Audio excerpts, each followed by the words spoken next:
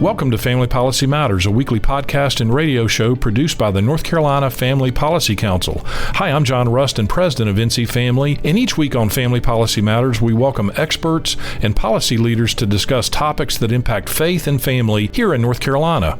Our prayer is that this program will help encourage and equip you to be a voice of persuasion for family values in your community, state, and nation. And now here's the host of Family Policy Matters, Traci DeVette Griggs. Thanks for joining us this week for Family Policy Matters.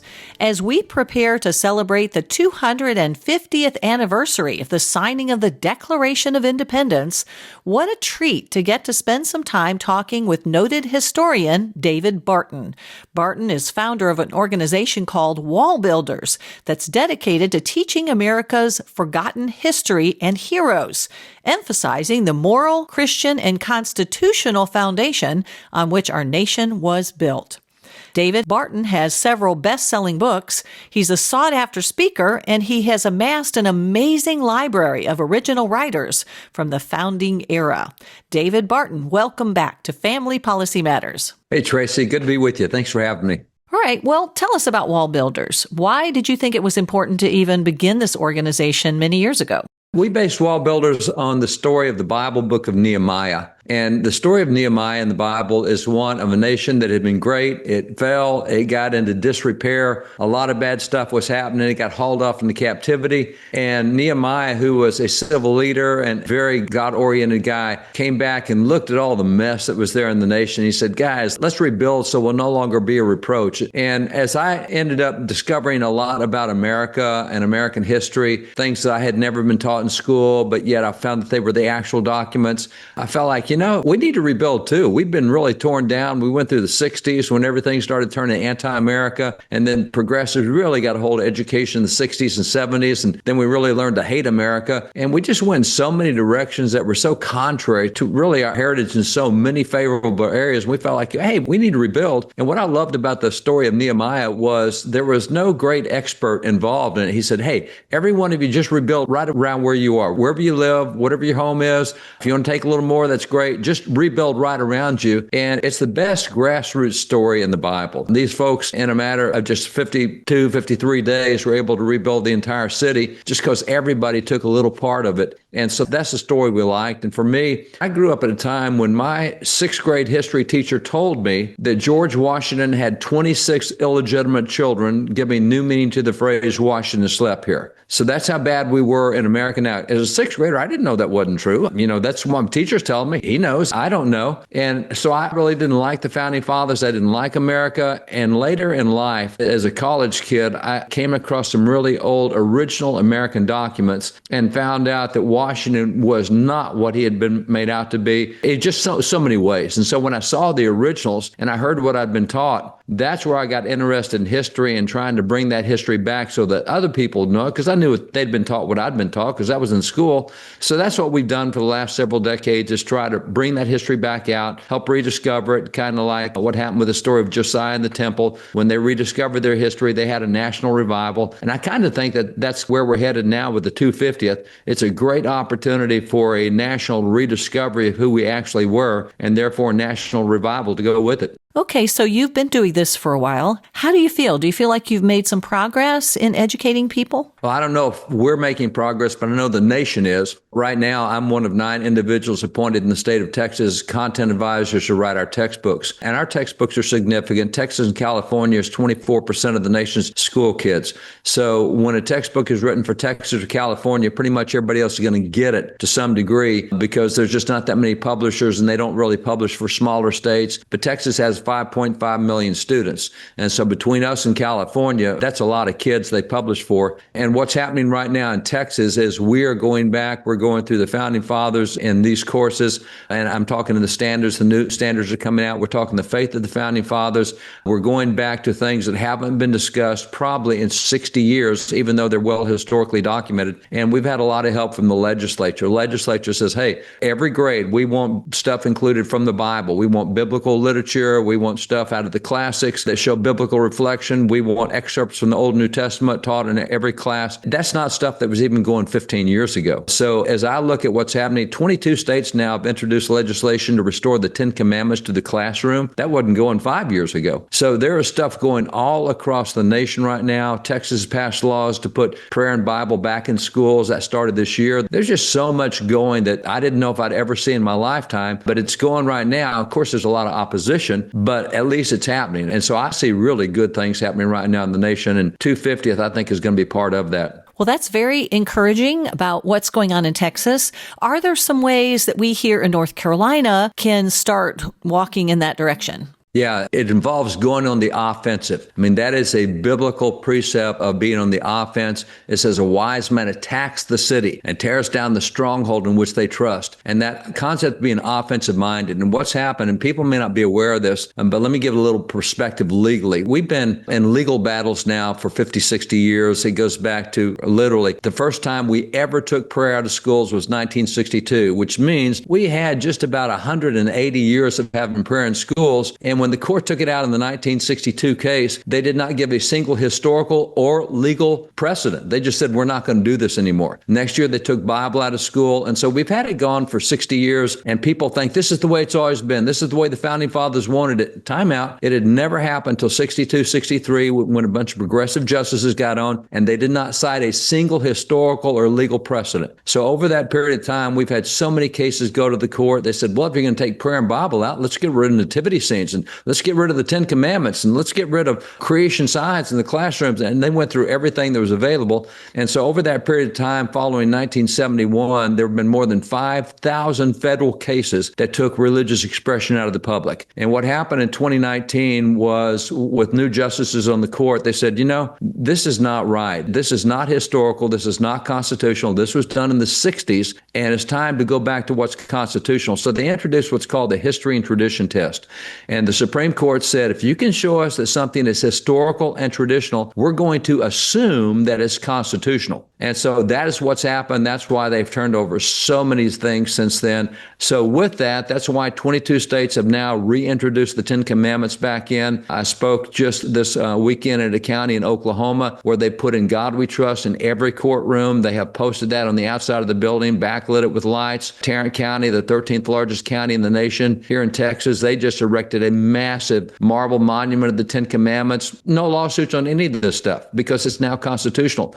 So the trick now is we have to get people on the aggressive to go say, hey, it's okay to do this in schools. It's okay to post the 10 and all the teachers and all the school attorneys are going to say, no, that's unconstitutional. No, it's not. We're winning all of these cases. And so what it takes right now is people being on the offensive, going on the offensive. There's a great website by First Liberty who won 4 of these cases in the last 3 years at the Supreme Court, and it's called Restoring Faith in America. And it gives citizens all sorts of practical things they can do in their local schools, in their local city councils, right where they are. And Traci, I'm with you, the states, this is where the stuff is going. It's not the federal level, and I'm thankful for President Trump and what he's doing, but at the state level is where we're making so much progress right now. And I just encourage everybody to go on the offense. Get on that website, Restoring Faith in America. Pick a project you want to do in a school, whether it's get creation science back in or anything else. Those are all back on the table now as a result of the Supreme Court decisions, a number of them since 2019. Okay, so you talk about the 10 Commandments in schools, prayer in schools, creation science, that kind of thing,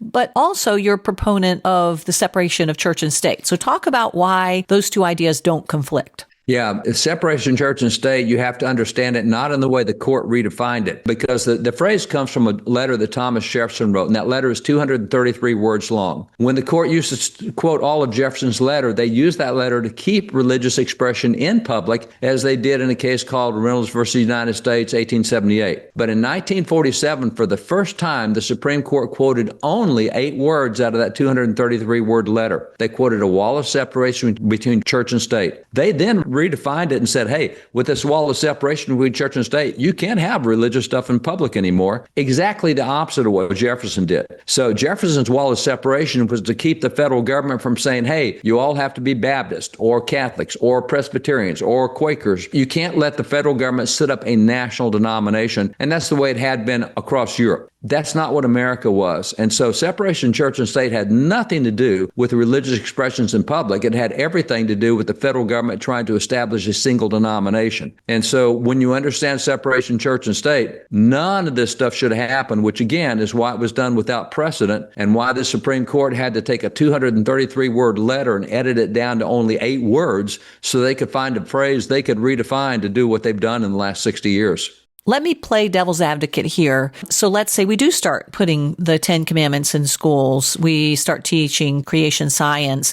Some people might argue that this would be intimidating for people who are not Christians. So how would you answer that argument? That's an easy answer because what you see is the courts, and from the beginning up to right now, the courts on hundreds and hundreds of occasions have cited the 10 Commandments as the basis of civil law in a civilized world. Now, you may object that there's only one God, but you know what? We have that on our money. We said that from the beginning. That's our motto. And God we trust. That's doing nothing more than acknowledging what we have as a national motto. But when it gets to don't kill and don't steal and don't perjure yourself, that's in every statutory law. Matter of fact, having been involved in a number of these 10 Commandments cases, we can show that every single one of the 10 Commandments has been cited by federal and state courts for hundreds of years. This is just part of our culture. They point to the 10th commandment as the reason we have modern laws against cattle rustling, that we have election fraud laws and all these other laws. And these are courts saying this. So from a legal standpoint, you don't have to theologically agree with the 10 Commandments. But you know what? They are the basis of civilization in the Western world and particularly in America. And so whether you agree with them theologically or not, you may not theologically agree that it's wrong to murder. It doesn't matter whether you agree with that or not. That is the law of the land. And so what's happened is we have our civil laws that are based on all 10 of the 10 Commandments.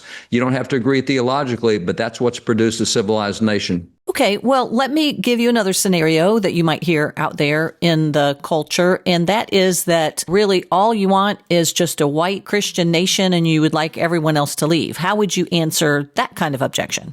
That's an interesting statement. And I'd say, well, don't you want a secular nation? You're secular. Don't you want a secular nation? Everybody wants the nation to be what they think is good. And if you're Baptist, that's a Baptist. If you're Catholic, that's Catholic. If you're progressive, that's a progressive. If you're secularist, that's a secularist. Sure, I think Christianity is wonderful. And I hope everyone has the same great experience I've had with Christianity. I want everybody to be a Christian, but I'm not going to legislate that. And I'm not going to make that the legal code. Is it going to affect my values and am I going to carry those in public? Sure I am, just like everybody else carries their values in public. So to say that you can do yours and I can't do mine, that's pretty crazy.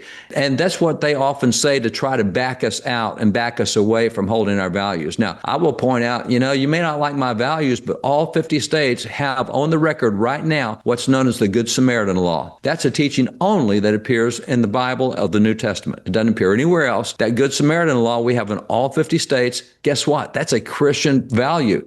So there are so many things where they're very misinformed. They picked up sound bites, and those sound bites actually are very good at backing our people into the corner. But the reality is you're going to have a value system at the basis of all your laws. And whether it's a secularist or whether it's a Judeo-Christian or biblical or anything else, you have to make your choice on which one works best. And that's where history steps in and shows us that Judeo-Christian biblical value system works best. Even for those who are not Christians and not biblical, we don't stop their right to worship. But you know what? It's nice to live under a code where you have a Good Samaritan law and other things, which are Christian values. I'm assuming that the answers to these kinds of questions are things that can be found among your resources and your website. Could you tell our listeners where they can go if they have more questions and they want to see how you might answer some of these objections? We have a lot of resources and a lot of stuff. We have thousands of articles on the website dealing with about any issue you can think of. We have 2 mega museums in Dallas-Fort Worth, world class. We have about 160,000 original items out of American history, going from Columbus all the way through the Bible, landing on the moon of Apollo 14, just anything you can think of. So we have a lot of that posted on the website, including the historical artifacts. We have a lot of guidance on there from legal experts on what you can and can't do in your communities. Just about anything you can think of, we're going to have somewhere on that website in the thousands and thousands of postings we have there.